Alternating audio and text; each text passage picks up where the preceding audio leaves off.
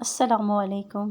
آج ہم سورہ کہف میں علم کی آزمائش پہ ایک بہترین کہانی سنیں گے۔ ایک مرتبہ حضرت موسیٰ سے کسی نے پوچھا، زمین پر سب سے زیادہ علم کس کے پاس ہے؟ حضرت موسیٰ نے جواب دیا، میرے پاس۔ یہ جواب انہوں نے اس وجہ سے دیا کیونکہ وہ اللہ کے نبی تھے اور یہ سمجھتے تھے کہ ان سے زیادہ علم کسی کے پاس نہیں ہو سکتا۔ لیکن اللہ نے حضرت موسیٰ پر وحی فرمائی کہ ایک ایسا بندہ بھی ہے جس کے پاس وہ علم ہے جو حضرت موسیٰ علیہ السلام کے پاس نہیں ہے۔ اللہ نے انہیں حضرت خضر کے پاس بھیجنے کا حکم دیا تاکہ وہ ان سے سیکھ سکیں اور علم کے معاملے میں عاجزی اختیار کرنا سیکھیں۔ حضرت موسیٰ علیہ السلام اپنے شاگرد حضرت یوشع بن نون کے ساتھ سفر پر نکلے۔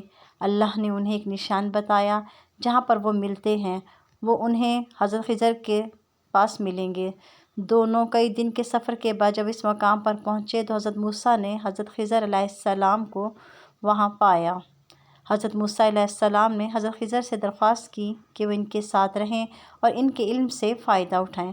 خضر نے کہا کہ تم میرے ساتھ صبر نہیں کر سکو گے، کیونکہ جن باتوں کو تم سمجھ نہیں پاؤ گے ان پر تم سوال ضرور کرو گے۔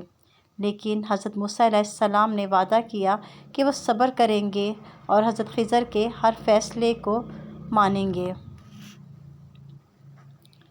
حضرت موسیٰ علیہ السلام خضر کے ساتھ نکل پڑے۔ راستے میں 3 عجیب سے واقعات پیش آئے۔ حضرت خضر اور حضرت موسیٰ دونوں سفر پر نکلے اور دریا پر پہنچے۔ دونوں ایک کشتی میں بیٹھے جو نئی تھی اور حضرت خضر نے کشتی میں ایک سوراخ کر دیا تھا۔ حضرت موسیٰ حیران ہو کر بولے کہ آپ نے یہ کیا کیا؟ یہ تو ان غریب لوگوں کی روزی کا ذریعہ ہے۔ خضر نے کہا کہ میں نے تم سے کہا تھا کہ تم صبر نہیں کر سکو گے۔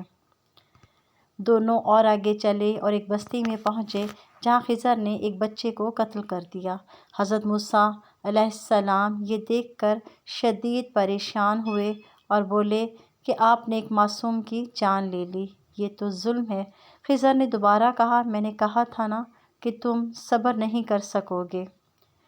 تھوڑی دیر بعد چلتے چلتے وہ ایک بستی میں پہنچے جہاں کے لوگ بہت بخیل تھے اور انہوں نے انہیں کھانے کے لیے کچھ نہیں دیا تھا۔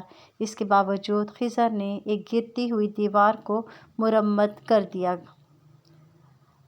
اور حضرت موسیٰ علیہ السلام نے حیرت سے کہا، حضرت اگر ہم چاہتے تو اس پر اجر لے سکتے تھے۔ انہوں نے ہمیں کھانا تک نہیں دیا اور ہم ان کی دیواریں سیدھی کر رہے ہیں۔ اب تمہاری میری جدائی ہوگی، تم نے یہ بھی اعتراض کر دیا۔ اب میں تمہیں بتاتا ہوں کہ یہ 3 کام میں نے کیوں کیے۔ پہلی بات، کشتی والے سنو، یہ وہ مسکین بچوں کی کشتی تھی۔ ان کے گھر کا چولہا اس کی کمائی سے چلتا تھا۔ دریا کے کنارے کنارے ایک ظالم بادشاہ آ رہا تھا، وہ لوگوں کی کشتیاں چھین رہا تھا۔ ہم نے تھوڑا سا ایپ لگا دیا تو وہ ٹوٹی کشتی کو چھوڑ کر چلا گیا۔ اب وہ تھوڑے سے پیسے لگا کر کشتی مرمت کرا لیں گے جس سے گھر کا چولہا جلتا رہے گا۔ جس بچے کو ہم نے قتل کیا اس کے ماں باپ مومن تھے، نیک تھے، سالم تھے۔ بچے نے بڑا ہو کر بہت برا ہونا تھا، ہم نے اس کے قتل کر دیا۔ اللہ اس کے بدلے ان کو بہترین اولاد عطا کرے گا۔ علماء مفسرین لکھتے ہیں کہ اس بچے کے بعد اللہ نے ان والدین کو ایک بیٹی عطا کی اور ان کی نسل سے 70 نبی پیدا ہوئے۔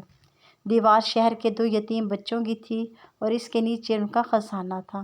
ان کا باپ بڑا نیک تھا۔ خزانہ دیوار کے نیچے ہے، دیوار کسی معمولی دھکے سے گر جاتی۔ 2 ہی صورتیں تھیں، یا تو بچے خود اپنا خزانہ اٹھا لیتے یا لوگ اٹھا کر لے جاتے۔ پھر بھی ہاتھ میں کچھ نہ آتا اگر وہ خود اٹھا لیتے تو۔ بچے تھے اور بچپنے کی وجہ سے وہ اس کو اڑا دیتے۔ ہم نے اس کے اوپر دیوار کھڑی کر دی جب تک وہ اس قابل نہیں ہو جاتے کہ خزانہ نکال کے اس کو صحیح مصرف پر لگا سکیں، اتنی دیر تک دیوار گرے گی نہیں۔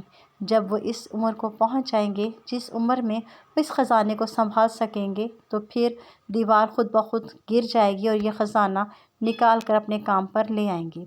ہر چیز جو بظاہر بری یا نقصان دہ لگتی ہے وہ ہمیشہ ویسی نہیں ہوتی۔ اللہ کی حکمت اور علم انسان کی سمجھ سے بالا تر ہے۔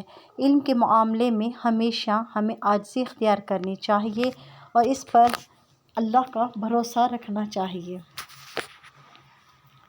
علم ایک نعمت ہے، لیکن عاجزی کے بغیر یہ تکبر میں بدل سکتا ہے۔ اللہ کی حکمت پہ یقین رکھو، کیونکہ ہر آزمائش کے پیچھے ایک پوشیدہ بھلائی ہوتی ہے۔